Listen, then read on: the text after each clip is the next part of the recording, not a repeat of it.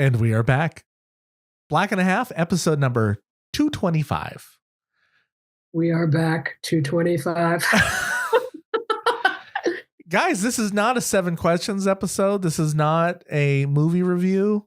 This is an honest to God, fully black and fully half, Black and a Half episode. Samantha Run returns to be with me in my Blair, sort of, yes. as you'll discover. I love the setup. Yeah. It's been a while. It's been, she just informed me it's been like over 2 years. I think it has. Yeah. Which is crushing now to hear that. But we are back and we discuss the whys in this episode and the hows and some processes of things that culminated to get us back here. Oh yeah. And then we do have a plan. We do have a weekly scheduled meeting now. Yeah. We should be able to hit. So expect more. It doesn't end the 7 questions episodes or the reviews. Those may just be separately done because sometimes I can't get these interviews at our allotted time slot. But for me, I've always wanted the channel and whatnot to have a lot of different things happening. So I'm excited that this will go and that people then when writers or directors look at our website, they're not like, there's nothing has gone on. So why would I meet with them? Immediately, like we don't even need to say anything. If you're watching it, you can see there's stuff going on. Yeah. 2012, this started. The original first episode of Black and a Half was 2012. So we are now into its second decade. That's wow. Right? Does that count as a second decade? Sure. In the 10s and now in the 20s. And so 13 years and officially back. I've always said the last time I dropped an episode was so that I could go to a comedy show and say, this is the longest running comedy podcast in Seattle. Probably. So now I can say it again. Yeah. It's still running because we just dropped one. That's awesome. Yeah, I should have put in some more jokes. It would have been a little inappropriate this time, but I think we're humorous in our own way. You know, at times. That's how you get the material anyway. Is it a comedy podcast? I don't know what I am anymore, but I think that's comedy. Yeah. We're going to be discovering that as you'll hear about us, who we are, what we're going to become. I don't know. But yeah, that's it. We're back. It was a fun time. I had a great time talking to you in this episode, Samantha. I did too. Yeah, I did too. And I hope y'all had a great time. Have a great time listening. Yes. And then when you have the good time, you can subscribe on whichever channel you're watching this, just watching or listening. And they could leave like comments and stuff. You can. Because I love to know. I really love to know like what was a favorite part. I need a little dopamine hit every time there's a comment. I get a little dopamine, which helps me be productive. So science. I depend on everyone to help me with my dopamine. And I'd really like to get to the point where, once a year we could like cross stitch the most lovable or hilarious comment. Because, you've taken up cross stitching as a hobby now. Right? Cross stitching? Multi-talented. Yeah. I was suddenly like, oh, I could make a mug out of that. I could put our favorite. Let me put your favorite quote on a mug. I love that idea. And this is what we think about the podcast. Love you to the moon. I love you to the moon and back. Oh, that's sweet. And it's sweet. And now isn't that special? Was that a gift from your daughter? A gift. Yeah. Aw, yes. How is she? Does she have a job already? A gift to myself. She does have a job. How'd she buy that? Jeez. Her job is what is it? Productivity manager or something. Like, my kid believes in me so much. She makes sure that I'm never out of work. She's always giving me something to do. Yeah. That's funny. Little sweetie. Little rascal. Yeah. Anyway, yeah, we're back, and we'll have more coming out. So be sure to subscribe and enjoy the podcast. I'm Silas Lindenstein. I'm Samantha Wren. And this is Black and a Half. As we say, we are back. We are back. We always say that. It always says we always say we are back, and we are back. But this time it has extra. I think extra to it. Right? Yeah, because we are actually back. I don't know if anybody was waiting for us to get back, other than us. I think our, dare I say, millions of fans. We're in anticipation. And actually, you're right. In fact, our billions, and nobody will fact check this. That is a thing of the past. Fact checking is gone. Our billions of fans, please let us know. Yeah, blow up the blue ski. I don't know. I guess we need a blue. Wait, hold on. Blue. I say that wrong. I said that wrong. I just hear. Oh, because blue sky. Is that what it is? Is it blue sky? I don't know. But just the fact that you said blow up, I was like, no. Millions of fans. We are not blowing up things. Right. Like, yeah. So if people are watching video, they see they can see I got this is my new setup. I've got my podcast video den is nearly completed. I need to come up with whether it's a lair, a den, a dungeon, what it's called. Blair. Could be a Blair. A black lair. Yeah. I like that. That might do better than a blurred. It's a Blair. It's a blurred Blair. I like that. This is my Blair. I'm going to get a sign. I'll say Blair on there. I love it.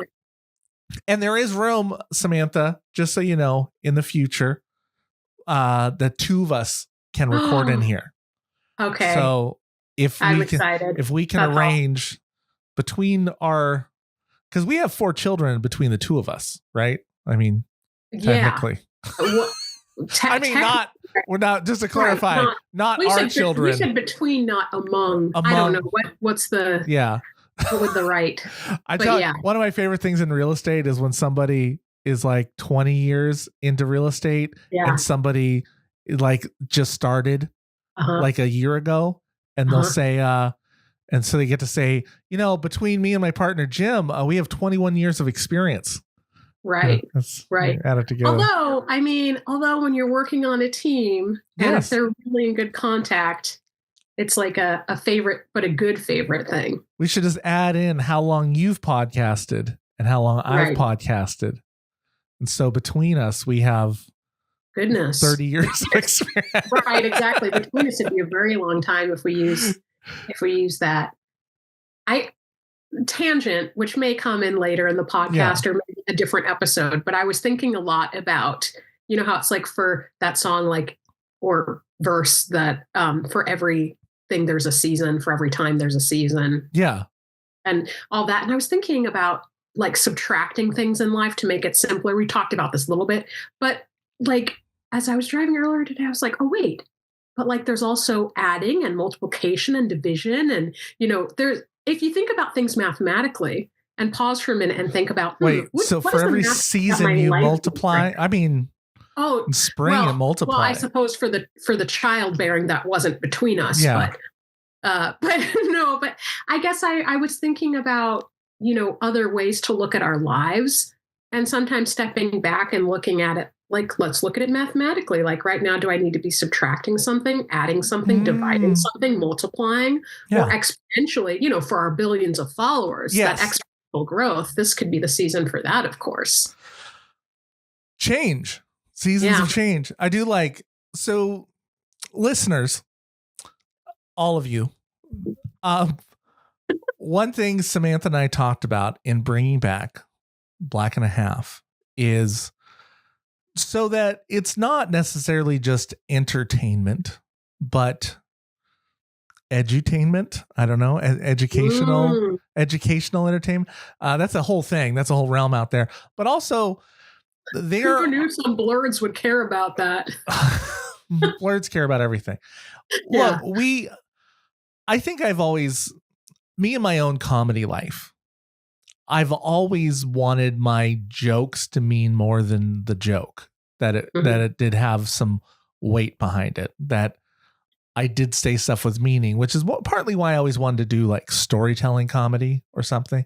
I think because I wanted to tell stories and make that funny.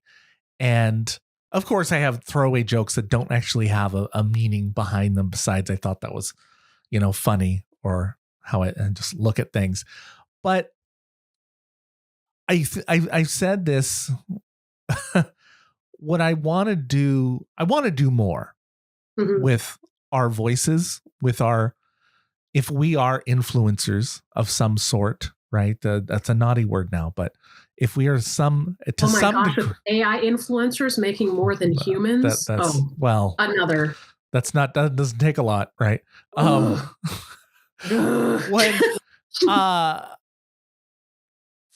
and this kind of talks about something I wanted to we were going to get into. One of the reasons I called Samantha, and by called I mean text, because that's what you do, right? Yeah, and then I called. Yeah, I said call. Yeah, because you can't just call somebody. No, it's you true. have to text them first. You have to be like. I think the only people I really call without texting first, it's my mom and my sister. And sometimes I still text first to make sure they're not busy. But it's pretty rare to just call somebody out of the blue. So in a recent, I had a couple losses in the last month here, the last couple weeks of losses of a friend, an old friend. And, people have heard the name Jim Kilner, the hypnotist Jim Kilner, who passed away December 26th. And Jim was a good friend. And one of the things he really worked on was making sure people were happy. Like one of his goals as a hypnotist was to bring happiness to people. Unless that involved pineapple on pizza, then he was not an advocate of it, but he tried to fix that. Huh? You're pro pineapple on pizza? You know what? I am in particular pro pineapple with jalapenos on pizza. Yeah. Like that's what I like. I'm not anti. I'm not like anti-pineapple. Like I'm not just going to order. I couldn't remember where you like fell on it. I think the spicy sweet thing is good. I just don't like. I probably wouldn't order just a pineapple pizza like my child does. Yeah. But I see. I like it with the as well. But I will say that Jim's passing is a motivation for me to want to do the things that make me happy, and one of which is, it's twofold here. One, I'm happy talking to Samantha Rund. Aww. When I get to talk to her, I'm always happy. Thank you. Two, you're such a good friend. I keep interrupting. Two, I like to podcast. I love podcasting, and the chance to do this with you would bring me joy. To keep doing this, and so that, and I want to help people. That's why I got into real estate. That's why I got into it for the money, but. Side note of helping people. Money a lot of different ways. Right. Yeah, it's true. It's true. I could do a lot of things. I do find joy in helping people find homes or buy, sell or whatever to help ease, to make their life less stressful. I like it. Yeah. It's a job and people do jobs to make money, but you could also be passionate about your job too. Well, in stand-up comedy, I didn't get into it. I got into it partly because it was an outlet that I could do with a child when I had a child that didn't take 6 weeks away. So in my custody arrangement, I was fortunate to be able to have time to go and do that on my off weeks.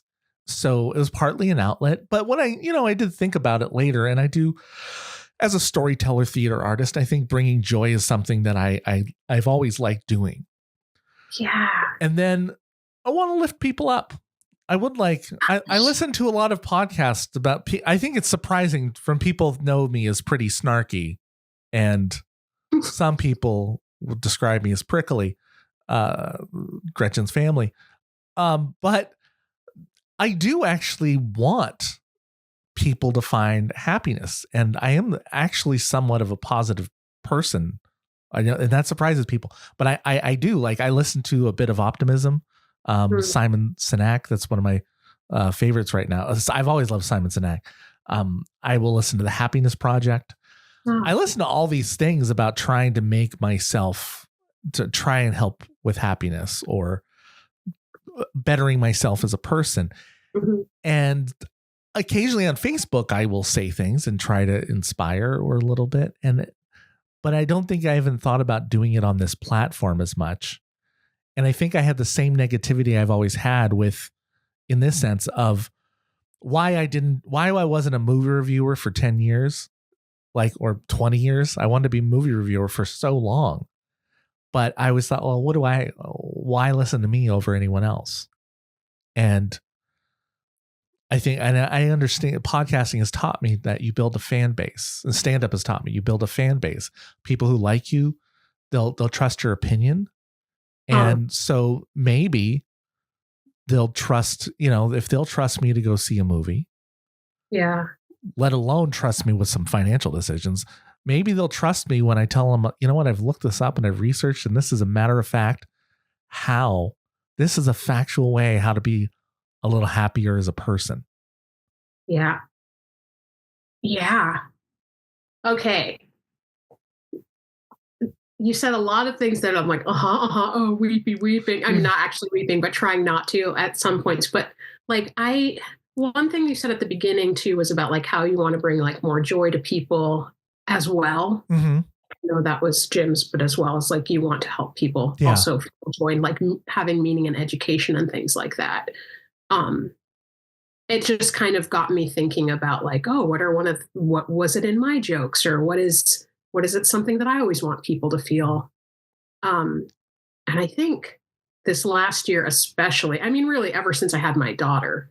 So for the last couple of years, it's been such a lesson in like learning to live with things that are like getting comfortable with what's uncomfortable. Yeah. Because most people probably would describe me as very much an optimist, very much like a little bit that balance to what you were saying, where you are really kind and you care about people and you are optimistic, but people might not necessarily know that about you immediately with some of your jokes and things. Is that right? Yeah. I am kind. I'm not nice. Oh, you know, not always nice, but I'm kind. I don't care for the word nice. Yeah. Anymore. I mean, because it seems to me to be I'm going to be a little all over the place because you said so much that I'm like absorbing it and responding to it at the same time. And now blah, blah, blah words, so many words. Nice to me seems more like a social construct thing than actually being kind. And I've definitely met some nice people who were really just secret jerks. So yeah. Oh, absolutely. Just semantics. I don't think it's semantics. I mean, I think there is I've read clear descriptions between nice and kind, and it's not just semantics. Like, I guess what I mean is like that. Even okay, so we have like the dictionary or whatever the agreed upon meaning is of a word. However, how that applies to somebody in their own association with the word, they might associate it in a different way than what is actually in the dictionary definition, which is one kind of semantics. Although, yes, this is why fact checking is important. to that. I tell my daughter all the time to be kind. Yeah, I do think, being kind is so important. Is that kind? Is that the kind choice? I don't say is that the nice choice. And the kind choice is not always the nice choice, because the kind choice, sometimes it hurts, but it's the right thing to do. And it's kind of like, resetting a broken bone or something or whatever. Like, you have to have that initial painful thing, but then the healing can occur. Yeah. Instead of what might seem nice, like do the easier thing first, but that's actually not ultimately the nicest or the kind thing. Totally agree.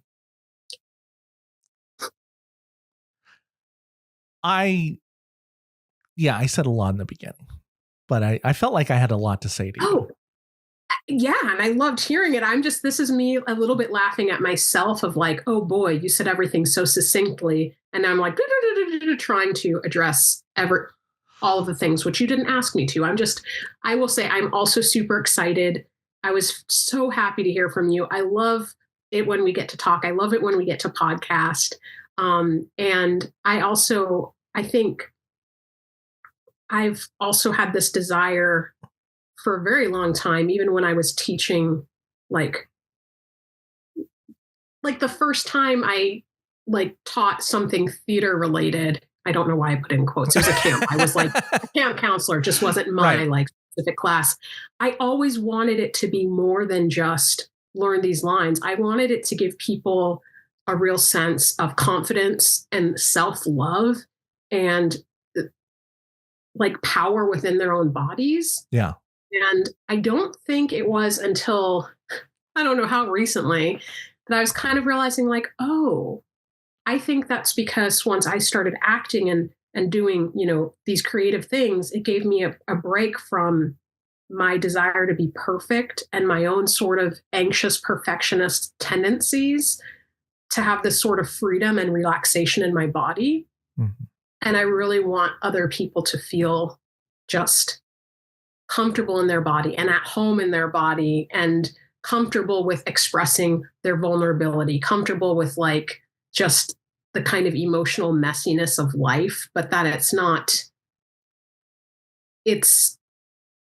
there's these emotional difficulties that happen in life, but it doesn't mean that they're bad. There's a wise way to do it and there's a destructive way to go through it. Right. And if you're not comfortable with that uncomfortability, you're just cutting off so much of yourself and your connection to other people. That makes sense. So it does.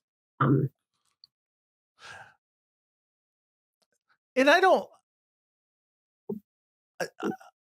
mentioned happiness, but then I think underneath happiness there's friendships, right? There's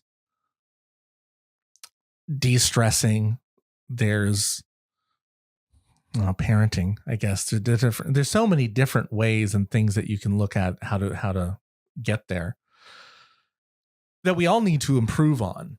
And I know, we want to. I think we want to. Not everybody wants to improve, I've learned, in so many different things. However, I don't think they would listen to this show anyway, to be honest, if they weren't the type of people who generally are thoughtful. I think we have a lot of thoughtful listeners. I would think so. And anyway, I want to bring that as part of the show. That was my goal, and that's why I called Samantha and said, let's get the band back together. Let's do this. I love it. We found a time that would work. And I was telling Samantha, I over the last since the last time I spoke in a episode like this kind of thing, I'm pretty sure I have ADHD. It's not actually confirmed. And I've learned, I definitely was diagnosed with general anxiety disorder. So I have that. And I know I'm on Prozac, a small dosage, but it's just it's enough to cut the edge off of a lot of that. So I'm way more functioning now, but then my ADHD is a little higher, the symptoms or whatever it is that I have there. And one of the things I have is it's called object permanence. I couldn't remember when I was talking to you the other day. It's called object permanence, meaning when there's an object. So I have on my phone, I'll never forget, but I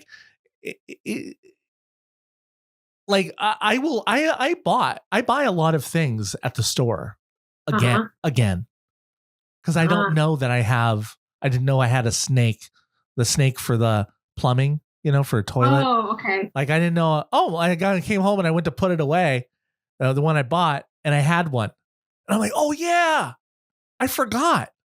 I forgot so much. I thought I didn't even remember to look that it happened. And it's this out of sight, out of mind thing that you don't remember or don't recall things, or you don't you don't miss them. And the unfortunate part is that that happens with people too. And that's not just, it's ADHD people. This happens. If they have, most of them have object permanence, but most of them do. Some don't, but it's very common with people. I was telling Samantha, like, my mom, my dad, I just sometimes forget about them. It doesn't mean I don't love them. And if I think of them, I go, oh yeah, or I see something that reminds me, I got to call. But like, if people are not in my immediate everyday life a lot, they slip out. Like they're just not, they go into a file folder they're not on my desktop anymore. They move to a file folder, and sometimes I have to search. My other friend who died from high school, I was like, oh, I started talking about him like he was in the class below me. And I realized he was older than me. I didn't realize until I saw something about his age, and I was like, that's impossible. He could have been older than me. And then I was like, wait a second. Oh, he wasn't there in that time, so he must have been old. Like, I forgot that he was older than me. Because I hadn't really spent I thought about him when we communicated. Mm-hmm. Or that's what I love about Facebook. Facebook allows people to exist in my head. Oh my gosh. It reminds me. I mean, so if you don't post, I forget people exist. Yeah, I'm not the best about posting. And I would kind of rather get off of Facebook. But yeah, there's too many friends that I want to see on it. I'm too invested in it, even though I'm not doing stuff on it that much. But it reminds me the problem is that I think I also have seen people when I haven't, because some people came to my Christmas Eve thing that I thought I had talked to. And I thought I had seen them in the last year, and I hadn't seen them, I guess, since my last party a year before. And I was like, so much to remember. But I knew everything that's going on with them. Oh, well. From Facebook, I knew everything. We didn't really have anything to catch up on. That's amazing. Well, they post about what's going on. That's why you have to catch up with me. I post nothing on there. I know. I mean, that is a key. Like, what's going on? That's so funny. Oh, wow. So, yeah. And I feel bad. Like, there's also a thing called like time blindness. Yeah. And mostly you see it where my wife has it more severely, goes into the shower, and 45 minutes later, she was going to be in there for 5 minutes. Shower. This is blind, and it is blind to the time. And I think that happens too. Besides, as you age, things just get quicker, right? Yeah. That I don't recognize how much time has passed since I was last with a person or seen a person. Yeah. And they're just as important to me as they were when I last saw them. Yeah. Sometimes I don't want to intrude, and especially that's my hard thing with clients that were not like my good friends, or I just kind of loosely knew. It's like, I'm afraid I'm going to intrude in their life if I call them out of the blue, because I'm like, you just needed me for a house. I don't know if you didn't really like me. I want to think people like me. You send out a card. You can send that like Valentine's Day is coming up. Valentine's Day is coming up. Did you like me? Did you like me? No. Just want to be friends. Just wanted a house. Fail me again, I'll call the cops. Which check?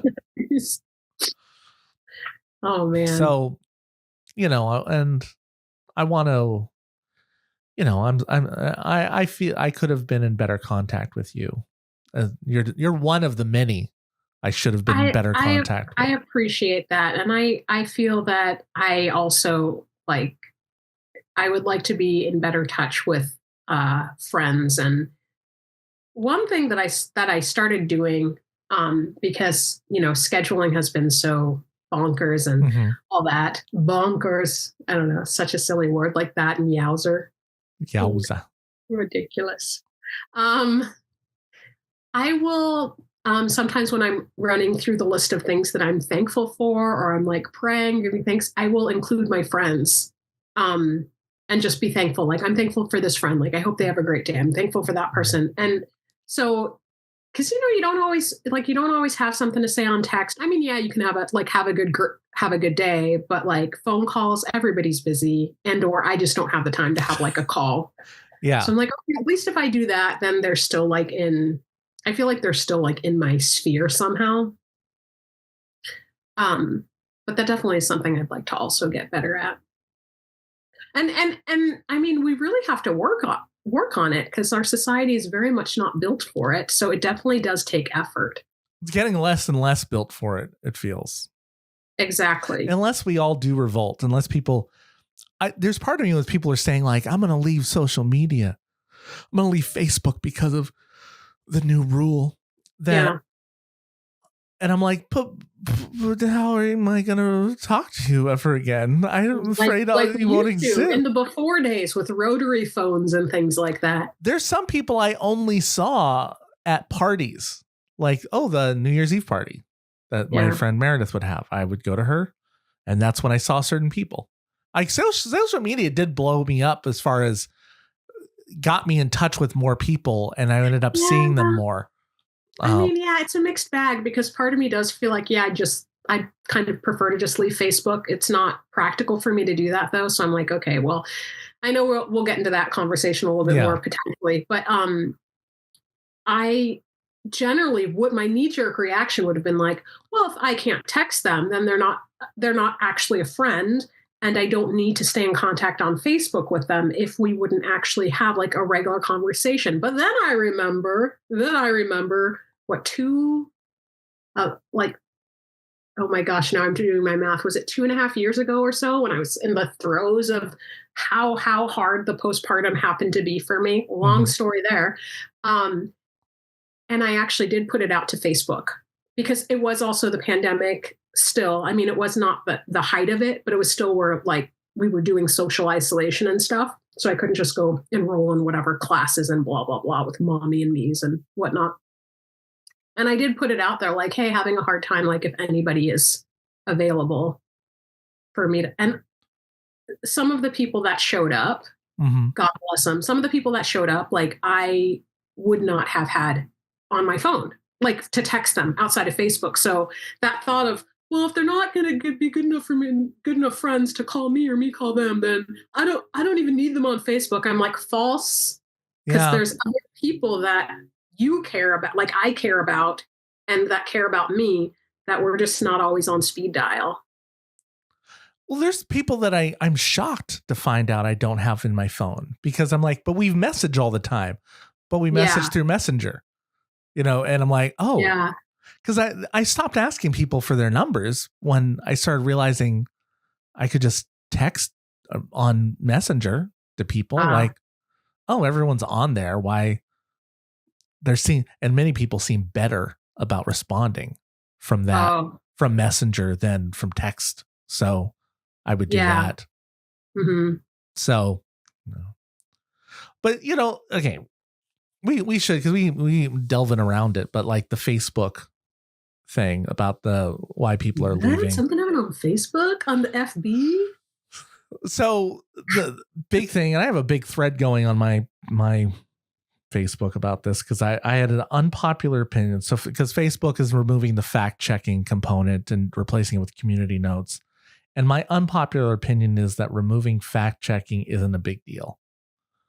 And my thoughts on it are it's because not most of the people, at least half the people don't believe fact checking anyway.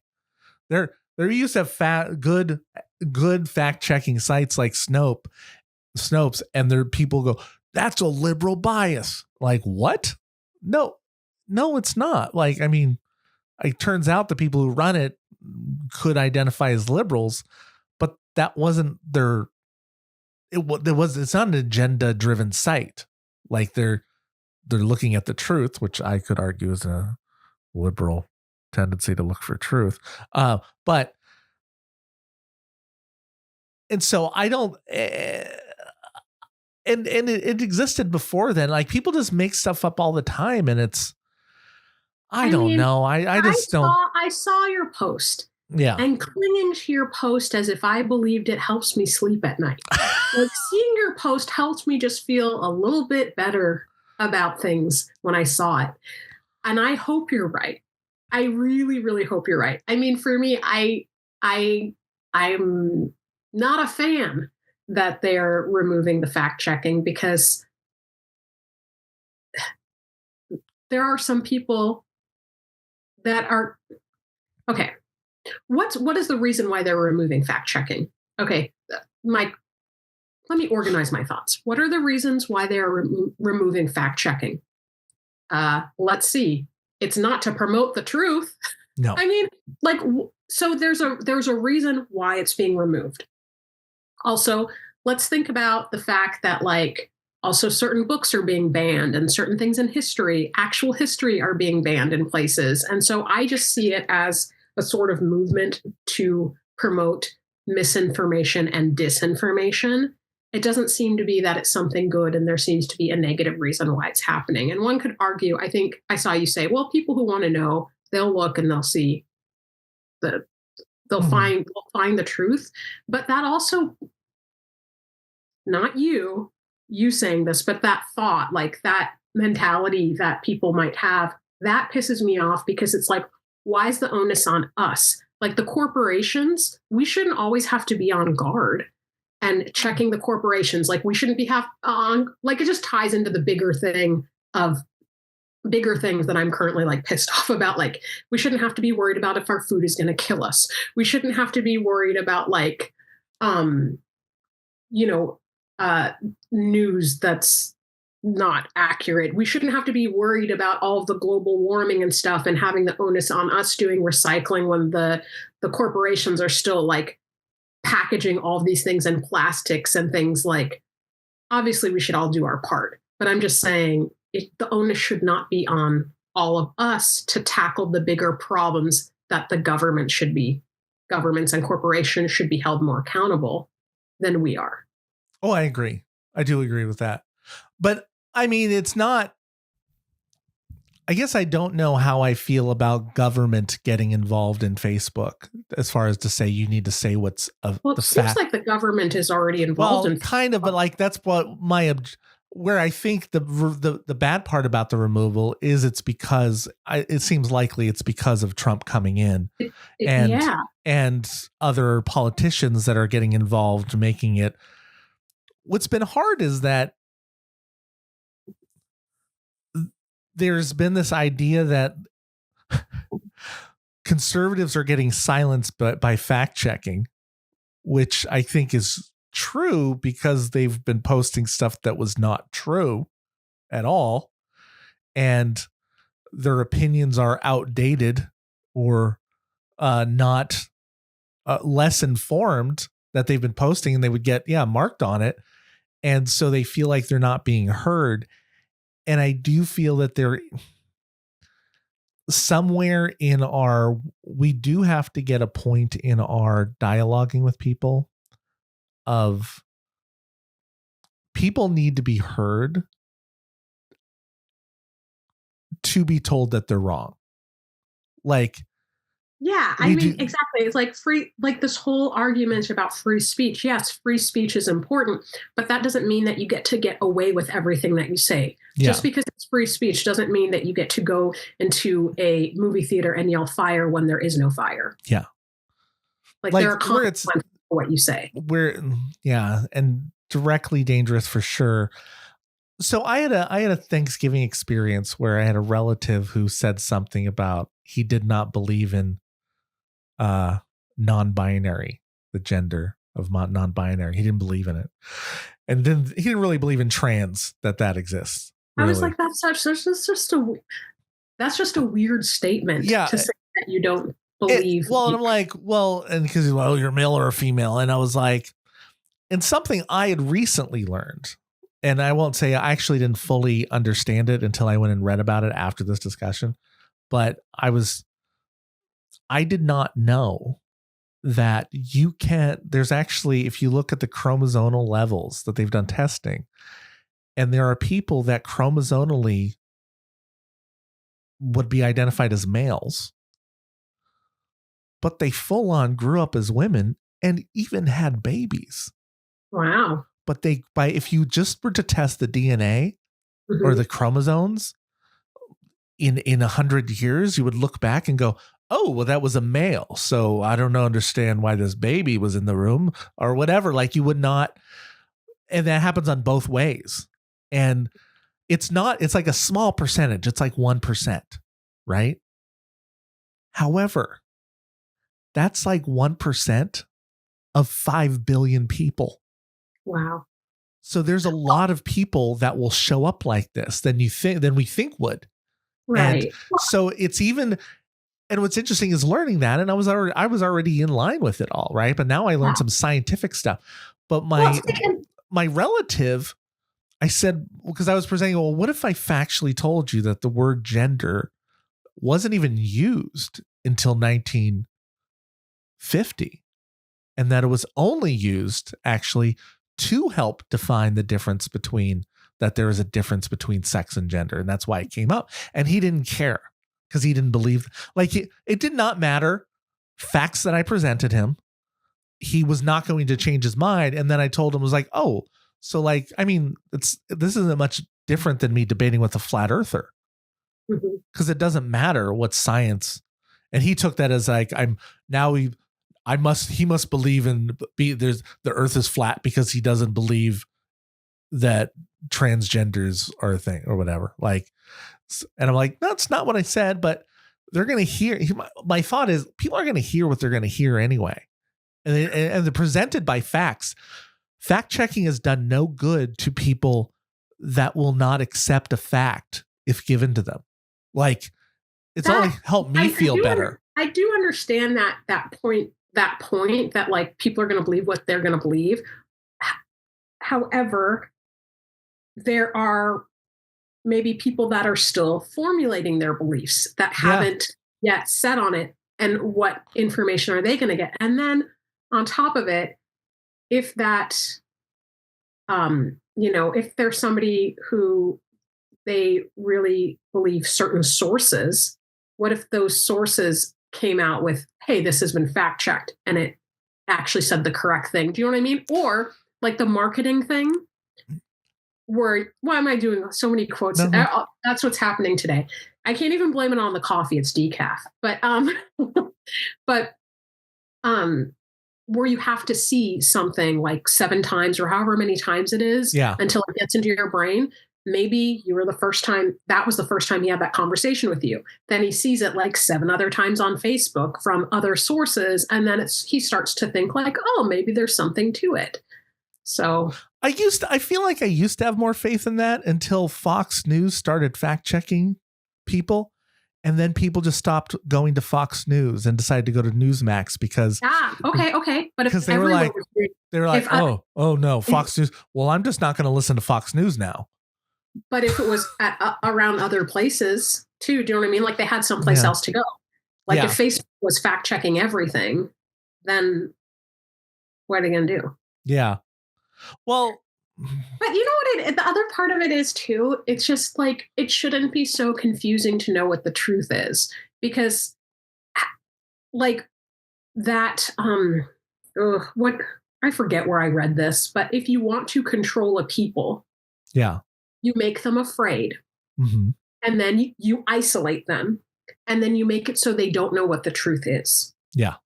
And so it's very concerning when there's all of these different stories going about, and it can be hard for people to know what the truth is. People are isolated. People are afraid for lots of reasons. And I definitely feel like it's another one of those times where it's like, keep your friends close. Not to sound all like doomsday about it, but it's like, Harry Potter, keep your friends close, Harry. I love Sirius Black. Oh my gosh, it was amazing. But, for me, that's like, if I start to get really like concerned about the state of the world and this and that, and it's like, what can I go back to feel calm about? It's like, all right, like you have friends, you're not alone. Like, you know, the people that you can trust, like it's just more reason to reinforce your connections with people and not just get swept up by all of the scary things that are going on in the news. Yeah. Side note, okay, I shouldn't say side note. This is like a whole other topic. If anybody happens to be listening to this in the California area, like I hope you are safe. It is absolutely frightening how the scope of the fires down there. It is. I saw a video yesterday of like someone inside their house recording, and I don't know why they were still there. I'd never seen flames like that except for like in movies. And it was just like around their house and the wind is just blowing. And have you seen the videos of the trucks getting that are like the highway was just lined with trucks that had fallen over from the wind? I didn't see that one. Semi trucks. Like, oh, I didn't see that. Some had stopped like by barriers that were blocking the wind. But otherwise there was a whole bunch of trucks that just knocked over. The winds are incredible there right now. Insane. Yeah. I messaged family. I felt a little stupid because I'm like, I feel like something happens, in Tacoma and people message me, yeah, hey, you okay? Well, I wish they did. They don't, but they used to. But people do that. Like, and I'm like, cousin Nicole, you doing okay with the fires? And she's like, oh yeah, that's way north. Like, oh, okay. Oh, is she in like San Diego or something? No, she's in around. Actually, I need her physical address right now. No, not at all. Tulsa? Tornado? It's with a T.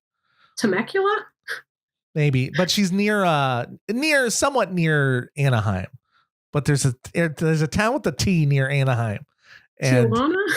No, but and I only knew that she lived there because we stopped by once, and I was like, "Oh, I thought you were in Orange County." I think she's in Orange County still. But anyway, the fire's north of her, and I was still like, "Nice that you tracked." Yeah, and, like watching it. There's so many of those places that I've been to that it was weirdly emotional. So yeah, I was seeing if people I know are okay, hoping everybody's doing all right, and then hoping they get the help that they need. Yeah, it's. The fire hydrants were running dry. It's hard. Okay. And when you're in, sometimes I worry that grief is selfish.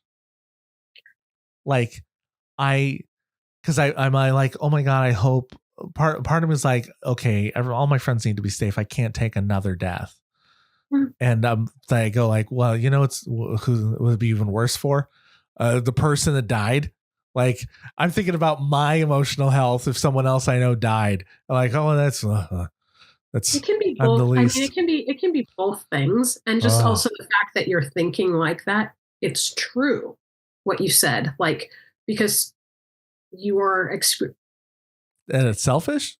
I'm sorry. Like you're experiencing a lot of grief right now, and so your threshold for how much compassion you can like extra empathy you can have in the same way that you normally would, it's different. So you are thinking of like protecting yourself because you need to protect yourself, and of course you still care about your friends because you thought they're okay. You weren't just like forget them, let me make sure I'm fine, like and dousing yourself in water. Like you weren't doing that. I mean, I think like the whole like living life from the overflow, like the teacup thing where you like, have you heard of that? That sounds like I might have. That used to be such a big thing. And when did it come out? A few years ago that I was like, yes, that's brilliant. Like instead of pouring from your teacup and then like having an empty cup, I'm probably messing it up, but generally, like you want your teacup to be so full that it's overflowing onto the saucer, and then you give out from what's on the saucer. You don't give out from what's in your teacup. Oh, okay. I might be paraphrasing it incorrectly. Makes sense. I get that. Yeah. And so, what was my point? I don't even remember. I think my point was like having enough room for like when people are having a lot of their own struggles with things, you can't give from an empty cup. So like you can't have that same level of empathy and patience and all those other things that you would normally have when you're at your baseline and you're not really stressed out and grieving and all that. It's just not available to you. So you are going to be responding a little bit differently. And in case anyone doesn't know on here, I don't know if they all million probably follow me on Facebook too, but so besides my friend Jim Kellner that died, I had a high school classmate who him and his whole family, his wife and 2 daughters died on December 23rd in New Hampshire. He was from Massachusetts. They were at their vacation home, and it sounds like apparently it was believed to be a carbon monoxide leak in the house. They didn't have a detector there. And I think sometimes when people have like second homes, they forget to check on things like that. And, you know, you go visit a home that's not your second home. So maybe the furnace hadn't been serviced yet. I don't know. Or something had happened since they had been there last that allowed some sort of break. I mean, clearly something happened to let carbon monoxide into the house. And so it took the whole family overnight. And, you know, it made me go check my detector to make sure it's working. And I actually had an audition with somebody who I had worked with. We auditioned yesterday for something, both of us, and she had she told me she went and bought, because of my story, she went and bought a second one for their upstairs because she thought how they didn't have one. And I'm like, yeah, you should get one. So like there's like it's something like 500 or 800 people die every year from it, which isn't like a lot, but when you think about it, like, I mean, I'm not sure how often it is like a family, because it could take out a whole family pretty easily. The way it works, right? It's quiet, it's odorless. You don't know what it is. So definitely also, please, whatever you live in, go and check and make sure you have a working carbon monoxide detector, because it's that shook me. That shook me that day. And then I found out about both deaths on the same day. And so that was like, whoa, that's reevaluating a lot, holding the children close, and it's already dangerous. They have to go to school. Oh my gosh. I mean, there's so many ways. So many dangerous things out there. No, and I can't just put them in a bubble, and I can't sit in my bubble. There's so many little dangers out there too that I don't know. Then because basically I had said I wanted to talk about maybe examine grief or whatnot. And because I don't know what to do. Like, I don't know if it is just like, I'm in therapy now, so I don't know. I was already in therapy. So I was like, well, I got that already. Yeah, thank goodness. So I got something to talk to. And I think Saturday I'm going to meet with a bunch of people that knew Jim to, raise a non-alcoholic beer to him or something. And, community and grieving. And I think about, like, we're all sad now and everyone's speaking nice of them. Like, and so what happens? So in a year, like, I don't know. I'm thinking a lot about how long people grieve, like what's appropriate, like how to process. I worry about that. I don't want to use his death as I'm doing this for Jim. But he was a very motivational person, right? Like, because his death has spurred me to call people, right? Right, but what's wrong with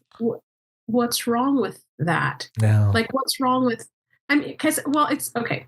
So it sounds like you're figuring out, processing your own grief. There's a lot of confusion in it, a lot of questions in it, and then also, like, you want to be a good friend to him still, even after his passing. And I think that's why there's the question of, like, is it honoring him properly? Like if I'm doing this, because you said you don't want to use his death to call people, and just there's a fear, some fear of using a friend.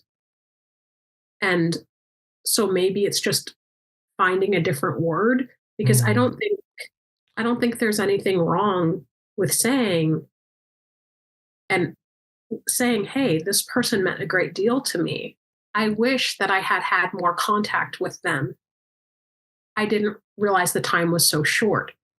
So I'm going to make sure that I have more contact with my loved ones, like outside of my house, my friends. I'm going to be mindful of that because I loved this person. I didn't have enough time with them. And I want to make sure I can get more time with other people I love. Is that? Yeah. I mean, it shouldn't take a death, right? Is what I feel like, but sometimes it does. I mean, that's just what ends up happening is I guess, you know what? I did remember this the other day.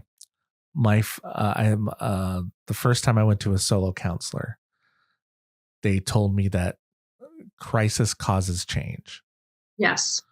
And that there's a lot of things we will not, just as humans, change until we hit crisis on it. And that, so true. I did have to remember that it's a human. And also, I mean,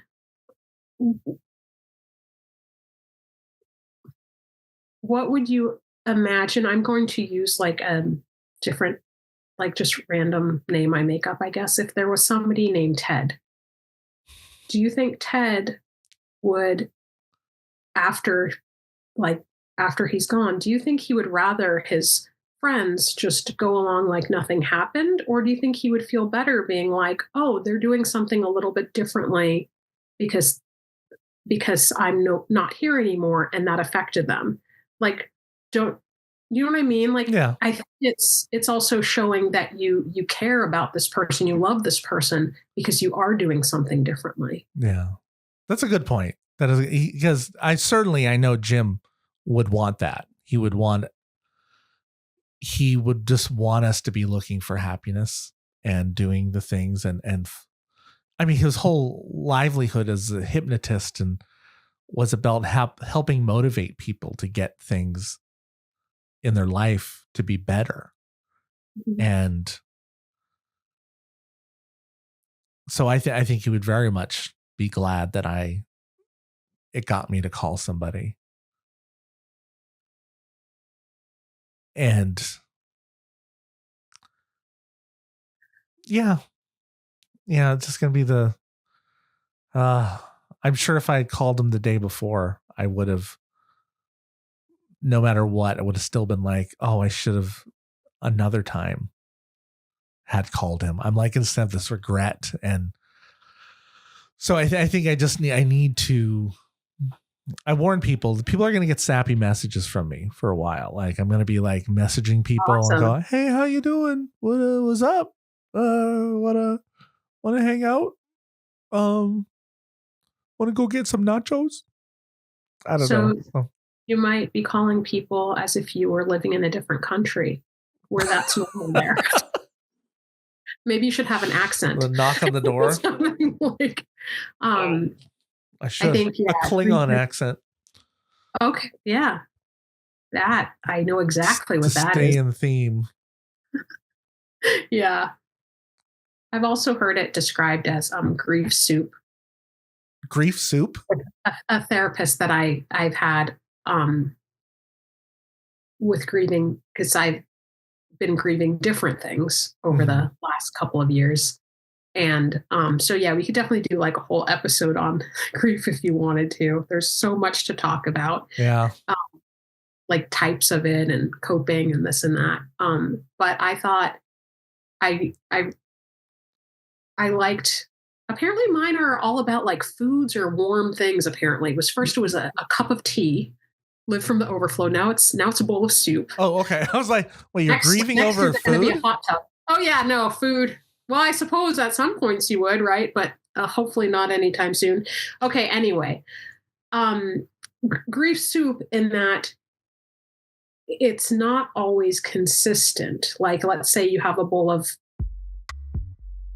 Italian wedding soup or minestrone. I don't know, something that has a lot of different things in it. And you have a spoonful of nothings in it, and then you may bite into the broccoli or whatever the grief vegetable is for you. Like a soup, it's not every bite. Sometimes it might be just a little bit, sometimes it might be a lot. She described it exactly like this. No. But I like that idea that it's not always the same. Sometimes it may surprise you. Mm-hmm. It's not always especially comfortable. Of course, it's not comfortable, but it's helped me to understand that it's okay if some days are harder than other days. It doesn't mean that every day is going to be hard. But perhaps my favorite definition of grief, I think, was that it's unexpressed love. It's all the love that you didn't get a chance to express. That is nice. We should end on that. Because grief is unexpressed love. I got to be conscious of your time because your time limit is up now. We've hit that. Thank you. So, yeah. Now I have to fact check that quote and make sure that I'm just like, this is how I remember things, you guys. As long as you said that, it's how I remember it. That's how it is. It's how I remember it. Samantha, it's great to be back with you. It's great to be back with you. I'm going to put down my phone. I was going to fact check myself. Put it down. I did. Be in the moment. Black and a half.